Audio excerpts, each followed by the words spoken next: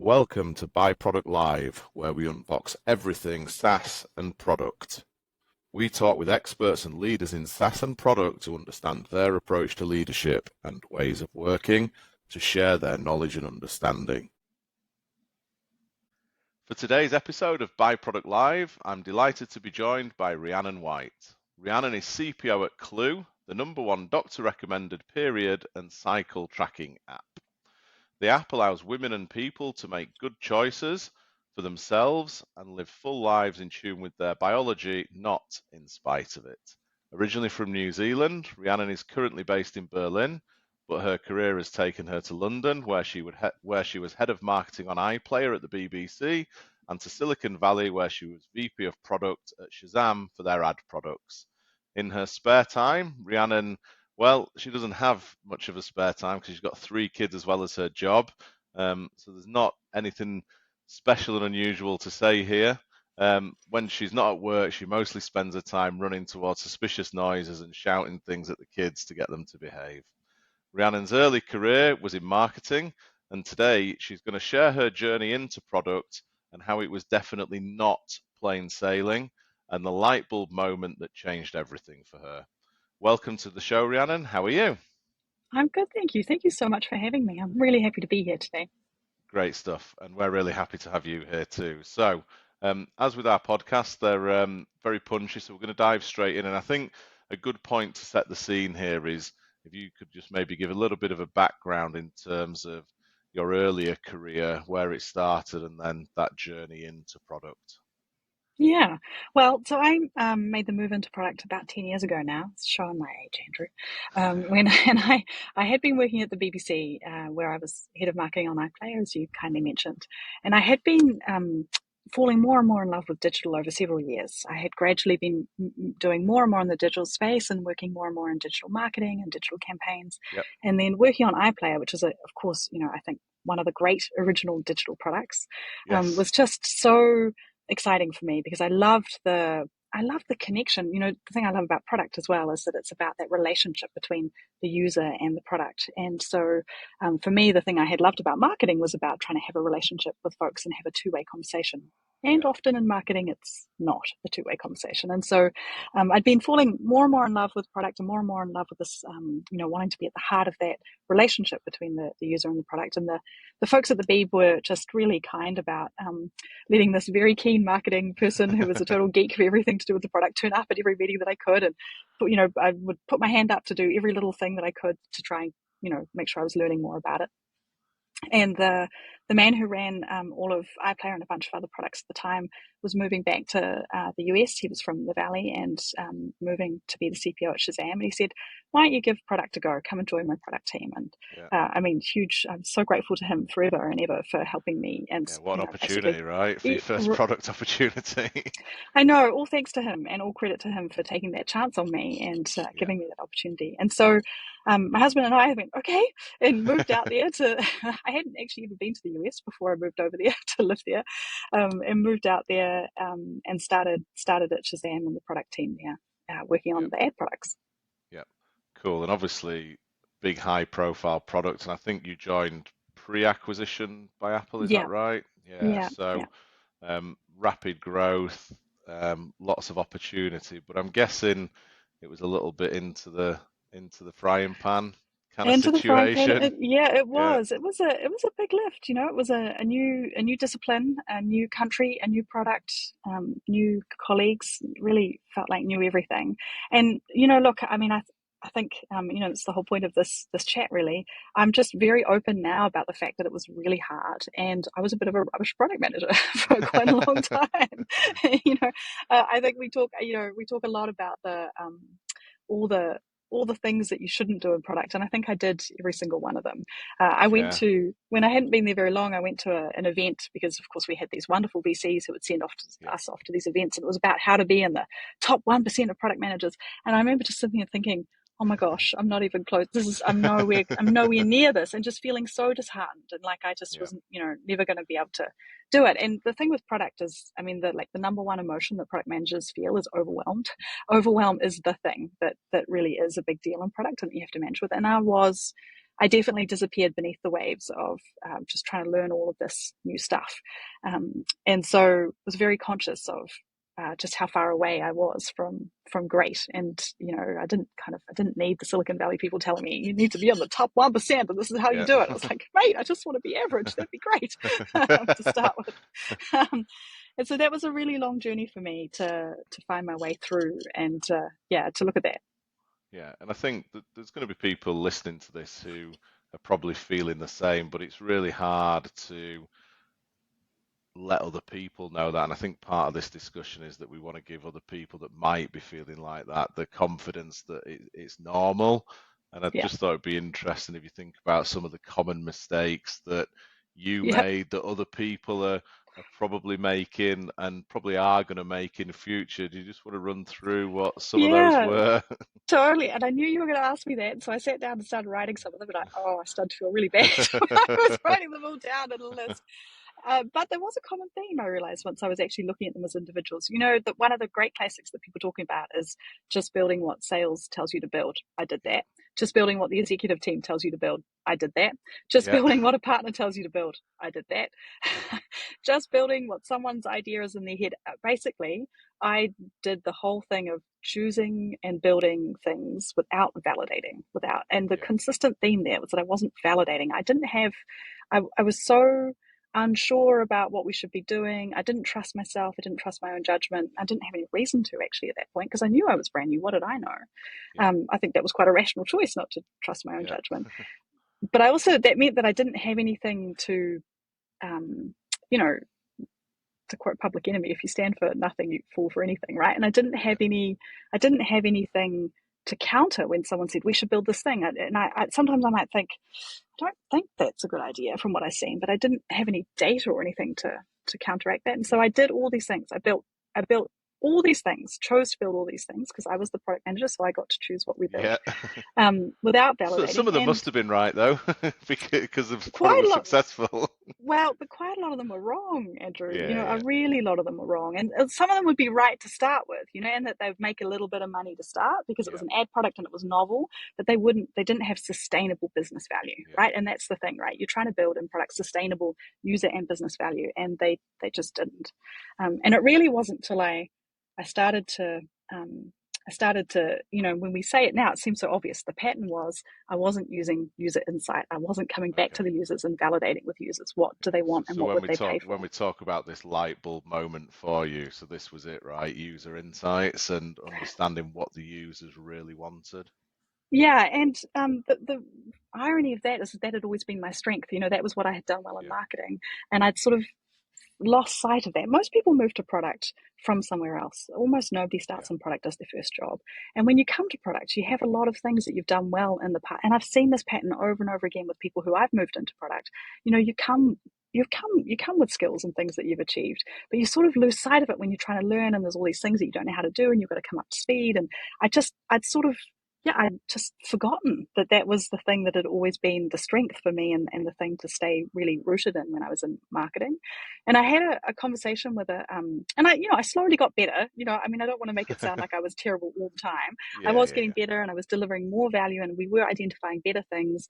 And we were, we did start to ship some things that did make money, but I still felt there was a gap. And I had this moment, we talk about the light bulb moment. I had some uncomfortable but really helpful feedback from a colleague who was, he was the type of product manager I aspired to be. He still is okay, a really brilliant product leader. And he said to me, well, look, Rhiannon, you're pretty senior now. And the thing is you've got to bring insight. It's not enough just to ship. It's not enough to ship yeah, and to ship well and ship effectively and to be able to do all that. That's great. You had to learn that. It's not enough. Like now to be senior, you have to bring insight.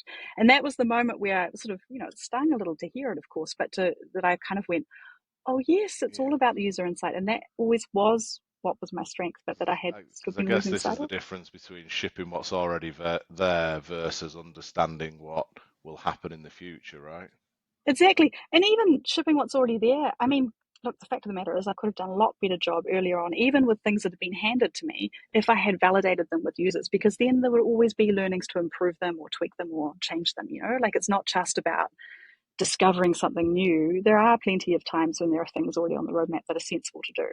And you always need to validate with real people, the Yeah. real humans on the other side of what you're trying to Yeah. deliver. And so for me, that was the real kind of being able to go back to that really core principle. And that was what helped me come out of the, oh goodness, am I ever going to be able to do this thing, to actually falling in love with product and being a Yeah. super passionate product advocate now. Yeah, absolutely. And I think things like user insights, and when I'm talking to different product leaders, it feels like one of those things which maybe becomes a lower priority. And dare I say it, some product leaders maybe think it's beneath them, but you're the complete opposite of this, right? Yeah, I am super passionate about this. I do have Yeah. religion around this. I really think that all product people should be speaking to users every week. I interview every week. It's my Friday treat.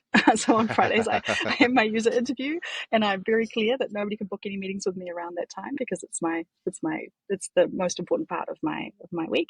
In fact, my first week at Clue, that was the first thing I did, was I started interviewing in the first week, and I think it's really because obviously it's really important that we're very close to the data and we're across all the dashboards. And I spend a lot of time every day looking at the data coming off the product, coming off, understanding all the aspects of that. And the act of actually speaking with those humans who are on the other side of the thing that we're building, who we're trying to serve, is Yeah. so beneficial. And I've really seen over and over again how I think it's a bit scary. I think it's quite hard for people. I think people feel like, oh, it's a bit scary, or I'm not a proper researcher, or I'm not properly trained, or I need a Yeah. really complicated, perfect guide. I don't have a perfect guide, or I need, I don't know, insert something else here. There's always Yeah, something well, that's scary about it. I feel like in products, when I talk to people, a lot of the time people are trying to put things in frameworks, they're trying to structure things, it needs to be based around some kind of criteria scoring, but actually, this doesn't need to be that.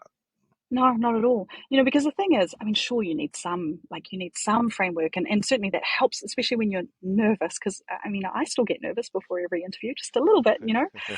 Is it going to be okay? Am I going to ask useful questions? Am I going to get nothing out of this? Are they going to think I'm an idiot? But I think you need a little bit of some questions will help you guide the conversation. But yeah, I think too often people get focused on the idea that it's about learning or validating a specific thing. But the value is talking week in, week out, over and over and over Yeah, and over and over again with those people who you're trying to build for. And then you start to see the patterns and you start to see the yeah, problems and you see what's coming through.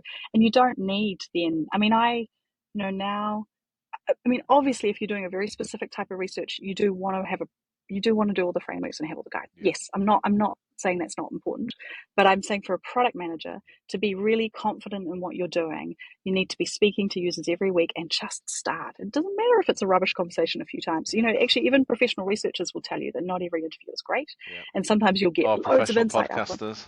Exactly, all of us, right? We're all human. So the fact is, just doing it Yeah, is what builds that really regular river of insight, and I guess that feeling for what users want. Because actually, people talk a lot about um, product sense. Does that person have product sense? And I spent ages and years thinking, what is this? What is this magical thing? I'm not smart enough to have this. And then I realized it's just pattern recognition at scale. It's yeah, just doing it over and over again. And the reason why founders have product sense is because they have identified a problem and they speak to person after person, hundreds and thousands of yeah, people with that problem. You can do that too as a product yeah. manager, right? You just got to do it every week. You've just It got to doesn't take more start than it. half It's an like hour. any habit, right? You've got to start it now because the longer you Yeah. leave it, then the longer it's going to take to become competent and to be able to get the results that you need. Yeah, and not treat it like it's a project. It's just a thing that you do every week. And it can just be half an hour, it can be an hour, it can be two interviews of half an hour Yeah. each. I was going to But say, that how many people would you typically talk to on a weekly basis?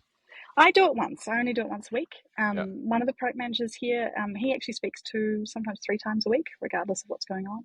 I tend to do longer conversations. He does shorter, so he probably So and you I, might do two or three people in the time you might do one, it's probably because gas bag a little bit too much. yeah. But I don't even think it matters. Just starting is the thing. And I've always been amazed at how transformational it is for PMs in terms of once they start that practice and once they're doing it regularly, suddenly you can see their shoulders go back and they're very confident when they talk about, Yeah. hey, this is what we should do and why, and they can reference directly users. And then their their gravitas with the engineering team goes up, their gravitas with design goes up, and their gravitas with the management team goes up, because the management team Yeah. starts to think, oh yeah, this person knows what they're talking about. Yeah, I They're was going actually to say, connected I to this. guess you look much more in tune, and you are much more in Because you tune are. with what's happening, right? Because of those Yeah, conversations. exactly. Yeah. Yeah. So it's very, I think it's, yeah, I just, I'm very, you can tell I have religion around it. I'm very passionate about it. And I Yes. think it's really, the more you do it, the less scary it feels. And then the more you get out of it, and you can just keep going. Cool. So I think that's a really good point for us to start and bring the conversation to a close. And as always, we like our listeners to go away with three key takeaways. So what would you say are those three things that you'd like people to take away today, Rhiannon? I think probably the first thing is, you're going to make mistakes. It's part of learning. Everybody does. You wouldn't be human if you Yeah. didn't. And the fact of the matter is just most people don't talk about it publicly. They just, when you see people turn up on LinkedIn or podcasts or whatever, and everything looks Yeah. great in Everything's hindsight. perfect. Yeah. Yeah, everything's good, but it's not true. You know that. We all know that, really. But I think it's really important to just remember and like hear, you will make mistakes, and that's how you learn, and that's okay. Yeah. Because the only problem is if you keep doing the same mistake forever. Of course. um, Of course. and then I think the second thing is, again, I mean, user insights, like this point about being this really light bulb moment for me around like remembering that is the ground in which product flourishes. That is the way that we have the right to speak on behalf of what we should build. That's how we really understand what is valuable for the user and for the company. And if we're not close to those users, then we have to do everything we can to get close to them. Yeah. And then I think the third thing is that, that doesn't need to be hard. Just make it as easy as you can, right? So just a conversation is really fine. It doesn't have to be perfect. It doesn't have to be a perfect piece of research. It doesn't have to be complicated, and there's always a way to get to something. If it's hard to Yeah. find people to interview in your type of product, support's bound to have a bunch of people who are unhappy, who Yeah, will I be was going happy to to talk to say, you, yeah, you start with know, those. you know, or sales will have people, Yeah. or there's always a way to find someone, and there's always a way just to get, even if they'll only give you 15 minutes, that's 15 minutes of insight that you wouldn't have had before. Yeah. So just do it, and don't worry about perfect. Just let go of that, like get rid of that idea, and focus on starting. And I Yeah. think that's the main thing. Brilliant. Well, I just want to say a big thank you for joining us today, and actually for the openness and the candidness, because I think um, everybody assumes that people are killing it, and I've no doubt that you are killing it now, but you've gone through a journey where you have found things difficult, and I'm sure our listeners would really will really appreciate hearing that from somebody who now is in a super successful career. So thank you very much. Well, thank you for having me, and thank you for letting me share all of the messy No problem. details. No problem. Catch up with you soon. See you Thank you. later. Thank you.